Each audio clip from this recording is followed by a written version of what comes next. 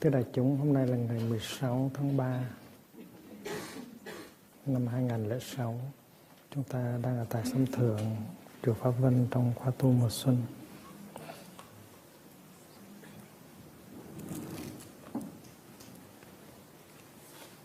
Ngồi thiền có tác dụng làm để chúng ta, giúp cho chúng ta thoải mái,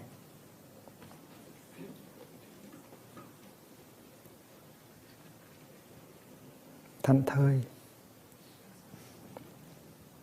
và được nuôi dưỡng.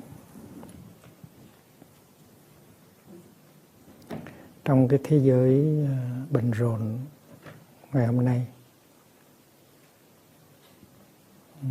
được ngồi yên là một cái xa xỉ phẩm.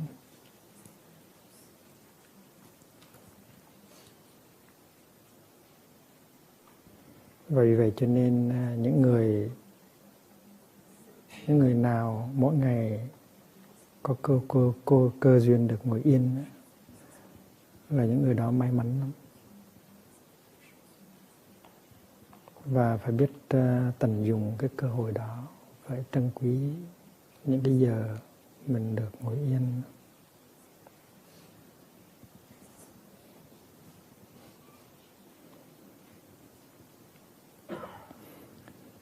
Mục đích của ngồi là có mặt thực sự trong sự sống.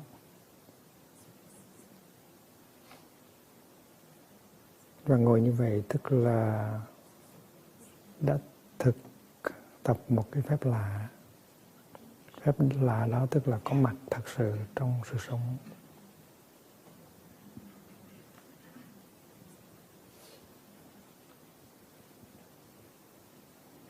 Và trong cái ngồi thiền thì mình rất là dễ dàng để thực tập cái gọi là không đi đâu hết, không có gì để làm. Nowhere to go, nothing to do. Là mình có cái giờ như vậy.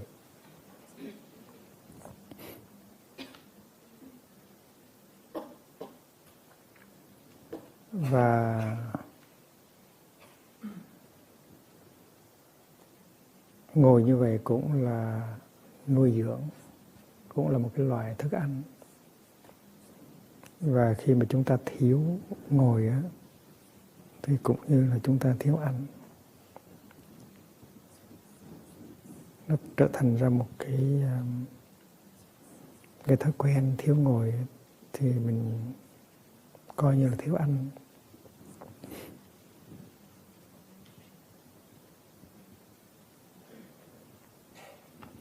Nhưng mà ngồi thiền không phải chỉ là để được an lạc, được nghỉ ngơi, được có mặt, được nuôi dưỡng. Mà ngồi thiền cũng phải là cơ hội để mình đối diện với những cái khó khăn của mình, những cái phiền não của mình.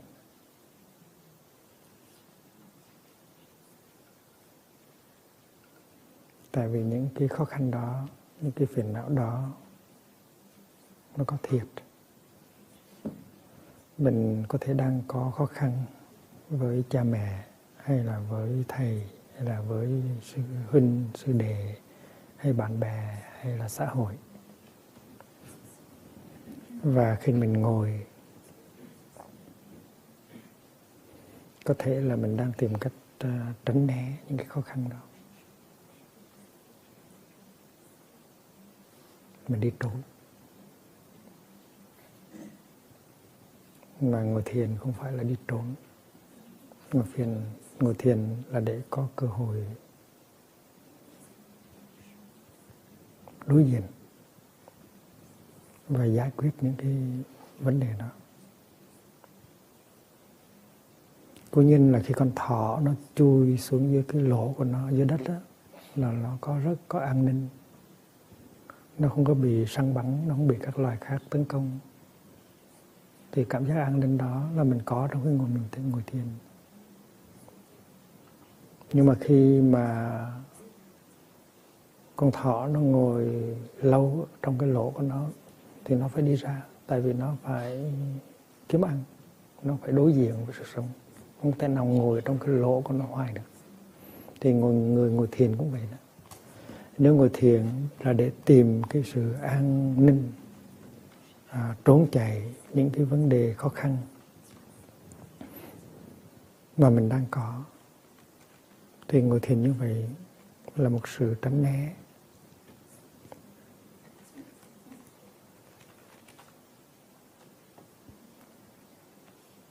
Dù mình ngồi cả ngày đi nữa cũng là sự tránh né. Mình tìm một cái lỗ, mình chui xuống đó để mình tránh né những cái vấn đề có thiệt của đời mình.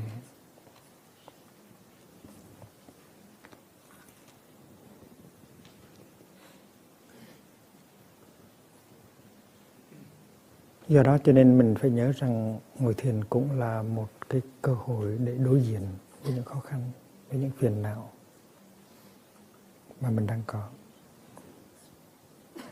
Và như vậy thì sự thực tập ngồi mới có công năng nhổ lên cái gốc rễ của những phiền não, những khó khăn và làm cho mình tự do. Còn nếu không thì giờ ngồi thiền chỉ là cái giờ nương náu, tránh né mà thôi.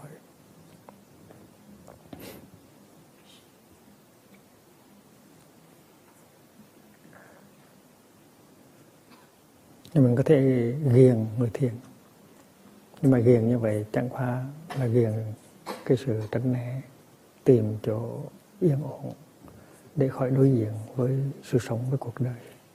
Người thiền không phải là chỉ như vậy, phải đi thêm những bước khác.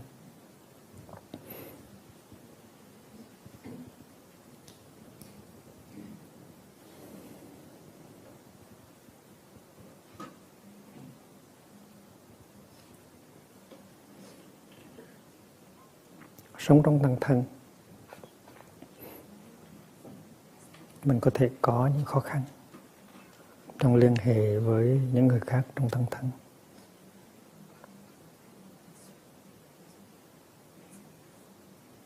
Và trong khi ngồi thiền, mình có thể sử dụng cái thời gian đó, cái công phu đó để tìm ra cách giải quyết những khó khăn mình đang có với những người ở trong tăng thân, ở trong gia đình của mình, ở trong xã hội của mình, ở trong sở làm của mình. Và như vậy, ngồi thiền không phải là sự tránh né nữa, mà là một cơ hội để đối diện, confrontation với những khó khăn. Thật ra những khó khăn đó mà mình gặp phải trong đời sống hàng ngày của mình là những cái cơ hội để cho mình thực tập. Nếu mình đi lên trên núi mà ở một mình thì mình sẽ không có đụng chạm, mình sẽ không có ganh tị, mình sẽ không có giận hờn, mình sẽ không có bực bội, tại vì mình chỉ ở một mình thôi. Và những cái tâm hành đó nó không phát hiện và mình tưởng là mình không có vấn đề. Nhưng mà tại vì mình sống trong chúng cho nên nó có những đụng chạm, nó có những vấn đề. Và mình biết là mình có những yếu kém. Mình có vấn đề tức là mình có yếu kém.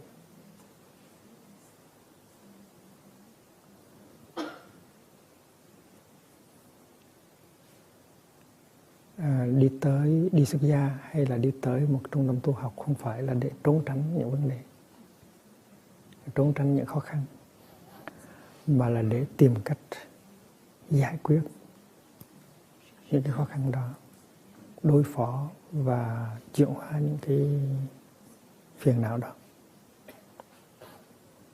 Cho nên thay vì coi những cái khó khăn đó là những cái trở ngại, thì mình coi những khó khăn đó là những cái cơ hội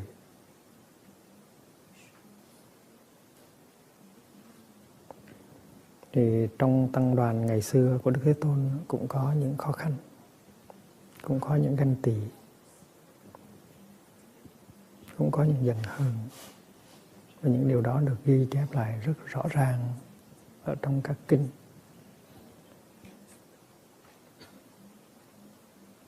Có một thầy ganh tị với thầy Xá Lợi Phất quá, mà không có biết phương pháp giải quyết, chuyển hóa, đè nén xuống. Vì vậy cho nên thầy sinh ra có những cái chứng bệnh ngoài da. Ban đầu những cái mụt nó nhỏ như là những cái hạt cát, rồi từ từ nó lớn thành những hạt mè, lớn lên nó lớn thành những hạt bắp và nó chảy nước ra.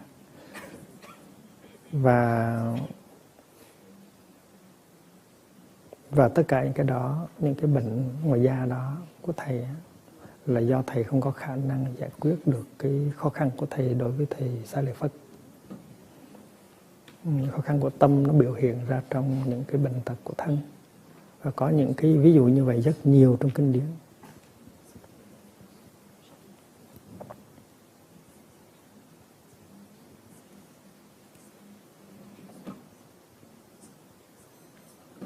Rồi thầy A Nan cũng có bị nhiều người hiểu lầm.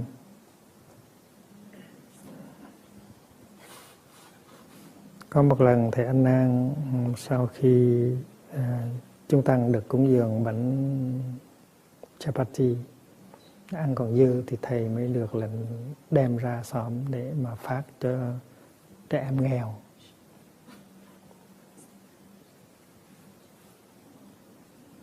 Thì thầy phát cho mỗi đứa một cái. Nhưng mà có một lúc thì thầy lấy lộn 2 cái, tại vì 2 cái nó dính với nhau, thầy đưa cho một cái bé. Và thầy bị lên án là tại vì con bé đó nó xinh quá cho nên thầy cho 2 cái, thầy vì cho 1 cái. Thì có những cái chi tiết như vậy mà nó được ghi lại ở trong kinh, chứng tỏ rằng trong tăng đoàn ngày xưa nó cũng có sự ganh tị, có sự nói xấu, nó có đủ hết. Và tuy tăng bảo là tăng bảo thật đó, nhưng mà có thể có những cái yếu kém. Và mình đừng có tưởng tượng rằng là có một cái tăng thân mà trong đó ai cũng tuyệt vời hết. Không có ai có những yếu kém nào. Một cái tăng thân như vậy nó không có được.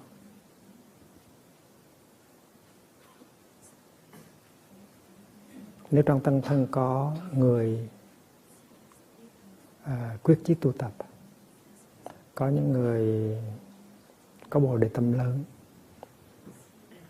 có tình huynh đệ, có sự tươi mát, có sự tu tập đàng hoàng,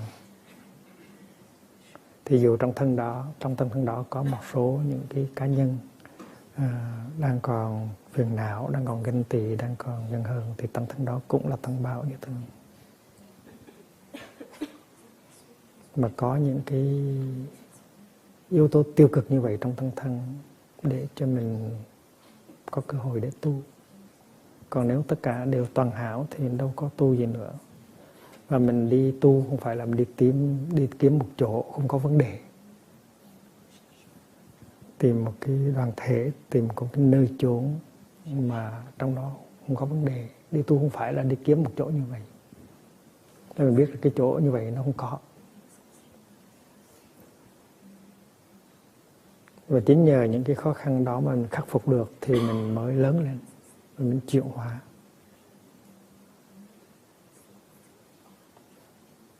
Và mình vượt thoát phiền não.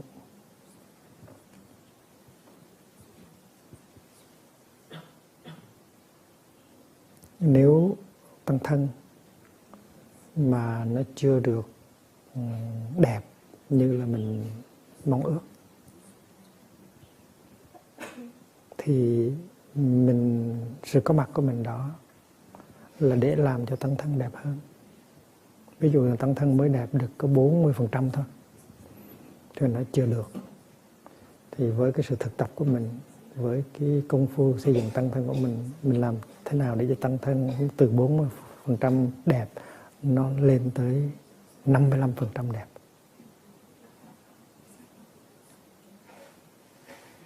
Còn nếu mình nói rằng là tăng thân chỉ 40% đẹp, 60% xấu thì mình phải đi chọn một tăng thân khác. Như vậy thì mình chỉ biết thừa hưởng mà mình không biết cái xây dựng.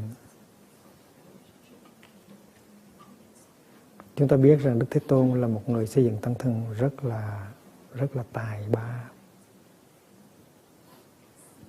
Và khi mà Ngài chấp nhận đệ tử của ba anh em ông Ca Diếp và có được cả ngàn vị đệ tử trong vòng có mấy ngày thôi, thì Ngài rất là can đảm.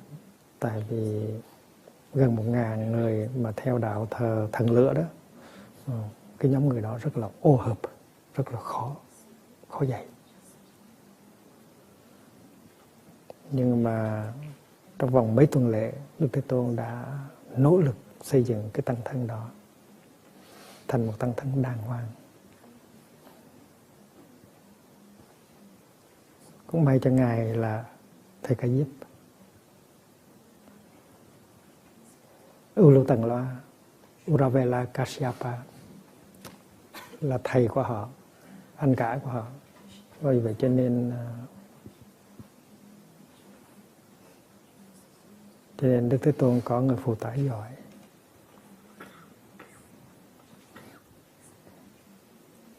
Sau mấy tuần lễ tu tập, học cách đi, cách đứng, cách nằm, cách ngồi, cách ôm bát, cách nói lời ái ngữ, thì Đức Thế Tôn mới đưa hết tất cả lên trên núi Gayasisa, núi Tường Đầu, và huấn luyện thêm nữa. Và chính trong cái thời gian đó mà Đức Thế Tôn nói cái kinh gọi là kinh lửa, kinh đốt cháy.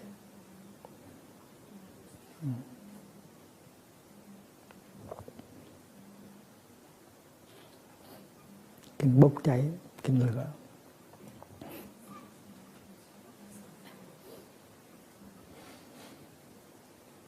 Và sau một thời gian 2 tháng, khoảng 2 tháng, thì tăng thân của Đức Thế Tôn đã có vẻ chỉnh đốn. Và lúc đó Ngài mới cho tăng đoàn đi về thành Vương Xá Rajagraha để khất thực.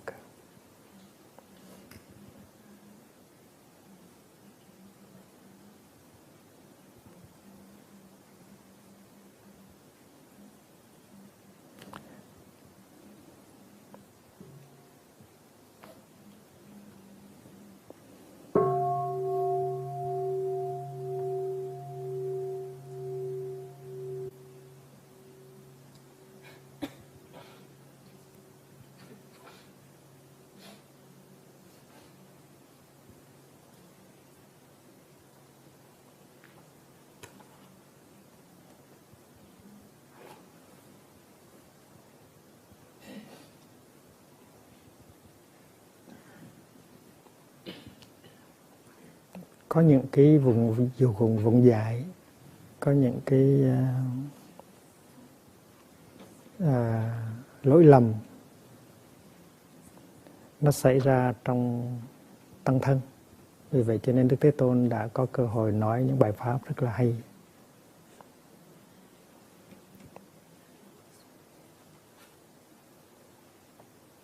Những bài pháp đó là để đối trị, để mở lối, để hiến tặng những cái phương pháp thực tập cụ thể, khiến cho các thầy, các sư cô có cơ hội vượt thắng những khó khăn, xây dựng tình huynh đệ.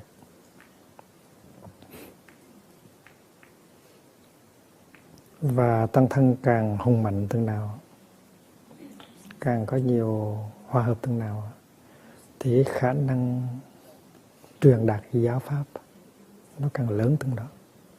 Vì vậy cho nên Đức Thế Tôn cũng như các thầy phụ tá cho Ngài đã nỗ lực xây dựng tăng thân.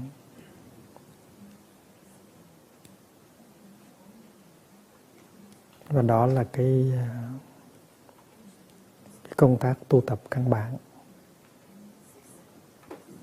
Cố nhiên là Đức Thế Tôn và các thầy cũng có những cái buổi thuyết pháp, những cái buổi giảng dạy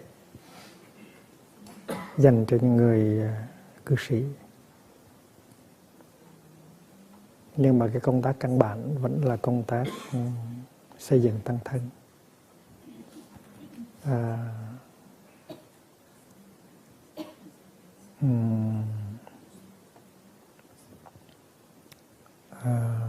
Khích lệ sự tu học.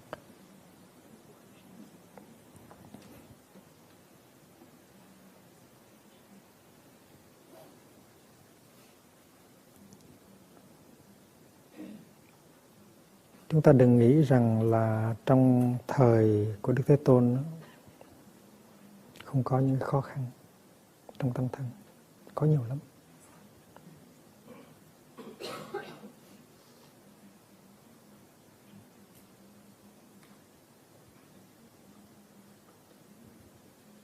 Nhưng mà các thầy như là thầy Xá Lợi Phất, thầy Mục Kiền Liên, thầy Ubali, thầy An Nan luôn luôn bám lấy tăng thân để giúp Đức Thế Tôn xây dựng tăng thân, giải quyết những khó khăn. Ngày xưa trong tăng thân có 6 thầy rất là khó chịu. Họ không có phạm những cái giới lớn. Bởi vậy cho nên họ không có bị trục xuất. Nhưng mà họ làm thành một cái băng đảng, gọi là băng đảng 6 người đó. The Gang of Six. Tiếng Tàu gọi là lục quần tỳ kheo. Khó đối trị lắm. Ở bên phía các sư cô cũng vậy, cũng không biết tại sao cũng có 6. Lục quần tỳ kheo ni cũng có 6. Có băng đảng 6 sư cô, rất là khó chịu. Cái đó ghi chép lại rõ ràng. Vì vậy cho nên mình đừng có ảo tưởng tăng thân của Đức Thế Tôn là toàn hảo, có khó khăn. Và chính nhờ như vậy cho nên Đức Thế Tôn mới nói được những bài thoại rất là hay, rất là khê hợp.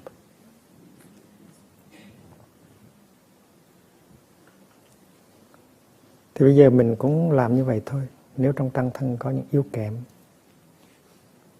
thì mình phát tâm tu tập như thế nào để giúp thầy, giúp các sư anh, sư chị lớn đối phó với những yếu kém đó, làm cho tăng thân càng ngày càng đẹp, càng hùng tráng. Và khi tăng thân đã hùng tráng, đã đẹp đẽ thì công việc hoằng pháp của mình nó sẽ dễ dàng hơn, có nhiều kết quả hơn.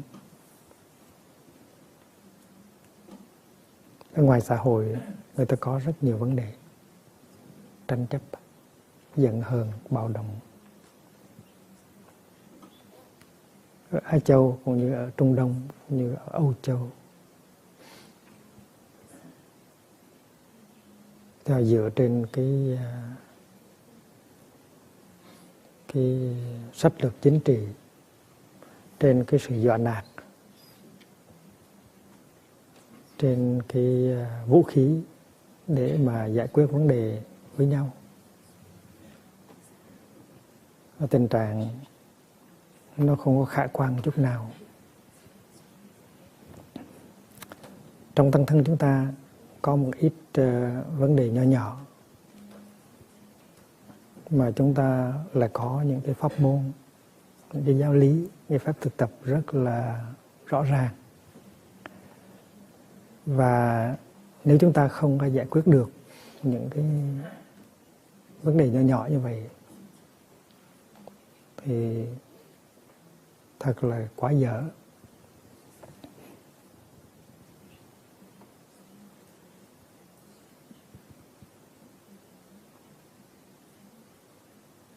Trong tăng thân không có sóng gió, không có sự tranh chấp lớn, không có sự chia rẽ.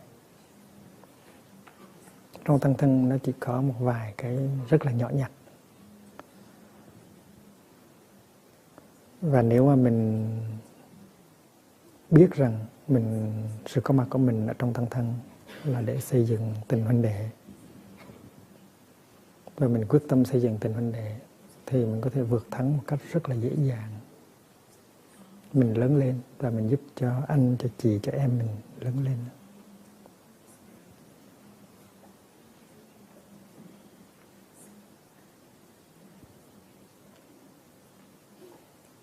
Mình có pháp môn lắng nghe,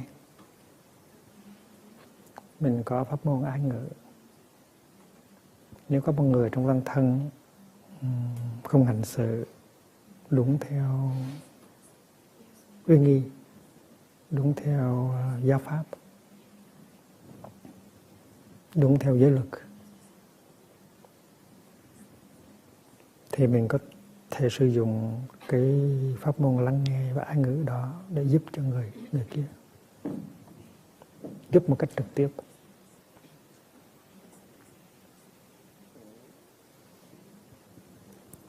Tại vì những người đến với đạo tràng để tu học là những người có cái tâm muốn tu học. Mà có cái tâm muốn tu học rồi á, thì phải có cái ước muốn lắng nghe để được soi sáng. Nếu mà mình nói với người đó bằng cái ngôn từ hòa ái của một người muốn xây dựng thì người đó có thể nghe được.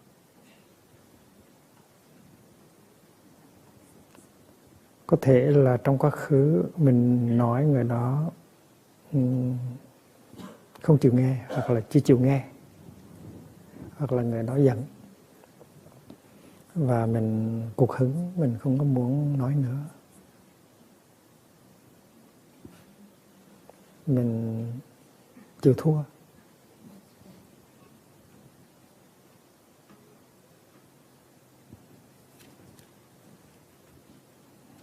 Thì như vậy mình đã không có một cái ý chí để thực tập. Tại vì nếu mình không có giúp người đó được thì ai giúp người đó? Mình phải sử dụng lắng nghe cho đúng mức. Mình phải sử dụng ái ngữ cho đúng mức. Và khi mà cái tình huynh đệ nó có giữa mình và người đó thì mình có khả năng nói được, có khả năng khuyên nhủ được. Mà cái tình huynh đệ đó nó không phải tự nhiên nó có, mình phải xây dựng. Mình phải để ý tới người kia, mình phải coi người kia là anh của mình, là chị của mình, là em của mình. Mình phải hiểu những khó khăn của người kia, mình phải có cơ hội chia sẻ, nâng đỡ người kia. Thì tự nhiên nó có cái tình huynh đệ. Mà có cái tình huynh đệ rồi thì ngồi nói với nhau nó dễ. Sở dĩ nói với nhau chưa được, người kia chưa chấp nhận là tại vì chưa có cái tình huynh đệ đó. Mình nói tới tình huynh đệ, nhưng tình huynh đệ là một cái gì nó rất là cụ thể. Khi mà mình nói, mình không có dám nói, mình không dám chia sẻ với người đó, thì có thể là có cái sự bình an ở ngoài mặt, nhưng mà không có tình huynh đệ. Nói anh chi, nói anh ta giận, mất công, thì cái đó là không có tình huynh đệ. Nó chỉ có sự bình an ngoài mặt mà thôi. Và mình không muốn như vậy. Cái đó nó ít quá đấy. Cái đó không có đủ để nuôi dưỡng mình. Mình phải có tình huynh đệ đích thực. Khi mình soi sáng cho một người, mình không có dám nói.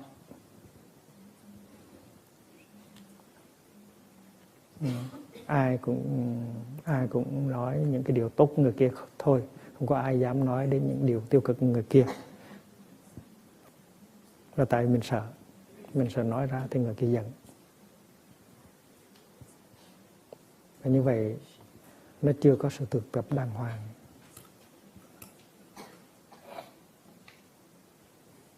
Và người kia không có được mình giúp khi mình không có khả năng nói ra được những cái yếu kém của người đó để người đó có thể tu tập để sửa đổi. Mà sở dĩ chưa nói được là tại vì chưa có cái tình huynh đệ đích thực.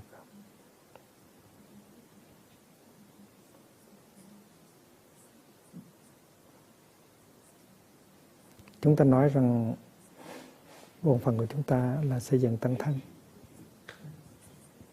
Nhưng mà mỗi chúng ta xây dựng tăng thân như thế nào? Ta đã làm gì? Ta đang làm gì?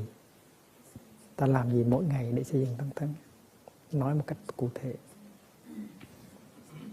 Ta có sử dụng những cái pháp môn được trao truyền để xây dựng tăng thân hay không?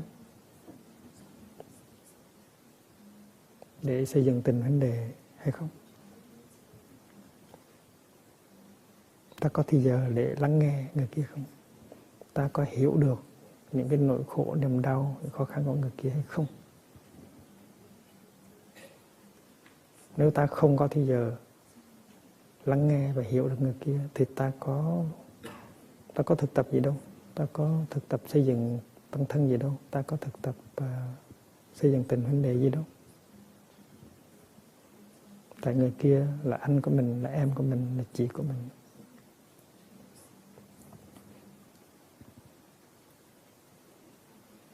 Và khi mình thấy rằng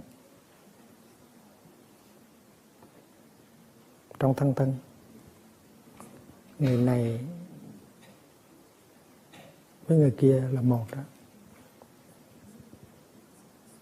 thì ta phải thấy những khó khăn của người kia là khó khăn của chính mình. Những buồn phiền của người kia là buồn phiền của chính mình. Và ta thấy rằng mỗi khi ta sử dụng ái ngữ thì ta có thể mở được cái cánh cửa của trái tim người kia ngồi lắng nghe ta. Ta sử dụng được cái sự lắng nghe thì người kia sẽ có cơ hội nói ra được những cái nỗi khổ, niềm đau, những khó khăn của người đó. Ta có để thì giờ trong ngày để làm công việc đó hay không?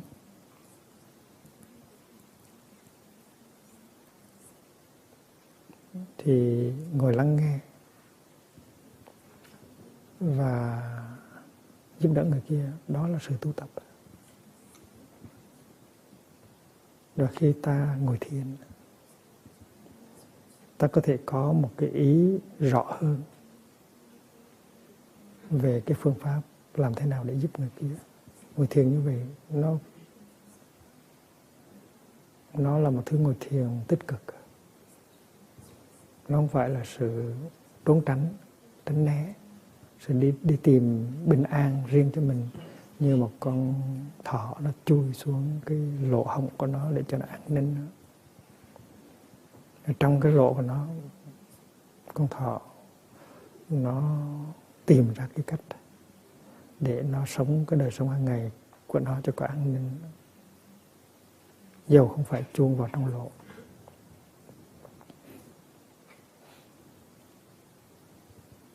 Kinh nghiệm của Thầy là một khi mà mình có thì giờ mình ngồi lắng nghe người kia thì mình thiết lập được rất nhiều sự cảm thông, truyền thông. Và khi mình nói với tất cả cái lòng thương của mình thì người kia có cơ hội chấp nhận được những lời mình nói. Và đó là sự thực tập đích thực. Đó là tu đó. Còn nói rằng nói làm chi để người ta giận vô ích, cái đó không phải là tu. Cái đó là mình không có công phu xây dựng tăng thân, không có công phu xây dựng tình huynh đệ. Dầu mình có nói, dầu mình biết rằng tình huynh đệ rất là nuôi dưỡng, rất có khả năng nuôi dưỡng, thì tất cả chúng ta, từ các thầy, các sư cô lớn, các vị giáo thọ cho đến các sư anh, sư chị, sư em, mỗi người phải ngồi lại và tự hỏi mình là trong đời sống hàng ngày mình xây dựng tăng thân như thế nào, mình xây dựng tình huynh đệ như thế nào, cụ thể như thế nào, hay là mình chỉ mong ước như vậy thôi, mình chỉ nói như vậy thôi. Một cái ánh mắt, một cái nụ cười, một cái bàn tay, cử động của bàn tay, nó đều có cái khả năng xây dựng tăng thân hết.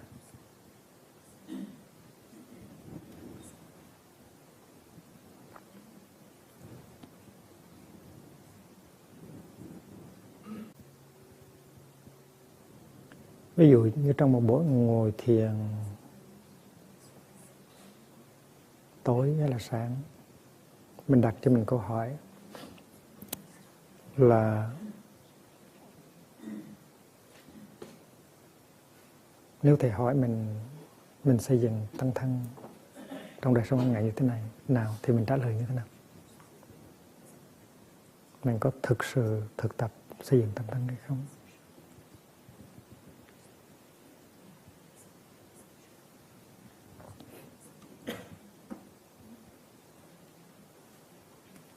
Có những người tươi mát, có những người ngọt ngào trong tăng thân thì mình thừa hưởng. Và có những người không được tươi mát, những người hơi cầu nhào, khó khăn thì mình tránh né. Thì như vậy mình đâu có xây dựng tăng thân gì đâu.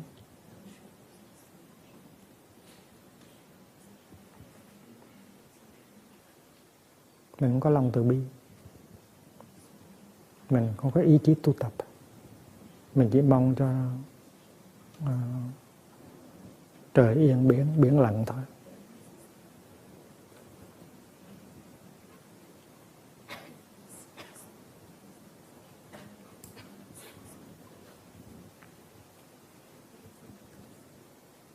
Thành ra từ các vị giáo thọ xuống tới các sư em, mỗi người phải lấy một tờ giấy, ngồi lại, viết xuống coi là mình xây dựng tăng thân như thế nào, mình xây dựng tình huynh đệ như thế nào, mình có tìm cách tránh né không, mình có nhát gan không, mình có thực sự thương hay không, mình có khả năng đối diện với những khó khăn không, hay là mình chỉ đi tìm sự dễ dàng thôi, sự ngọt ngào thôi, sự tươi mát mà thôi không. Và khi mà đã thấy được rõ rồi, thấy được rõ ràng là cái gì mình phải làm và cái gì mình không phải làm, thì mình cứ theo đó mình làm.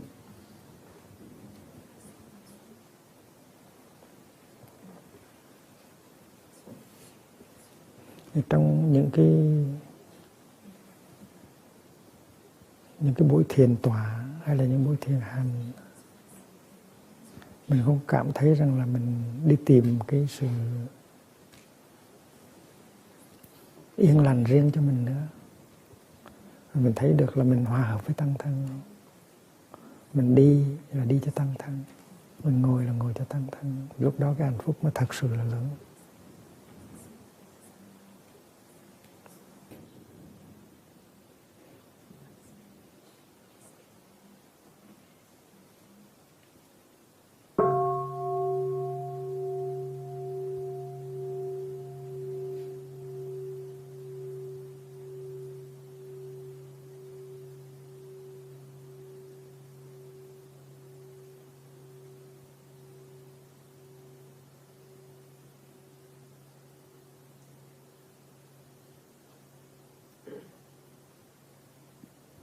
Cái phương pháp từ tứ, invitation, là một phương pháp cổ truyền và người tu nào cũng mong ước được soi sáng để thấy được những yếu kém của mình.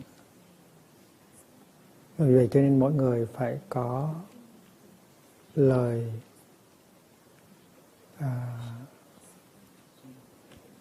lời khấn cầu tăng thân soi sáng cho mình.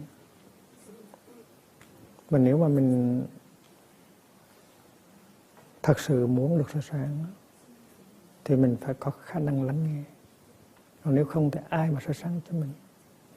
Soi sáng rồi mình giận thì ai mà soi sáng, ai thèm soi sáng cho mình?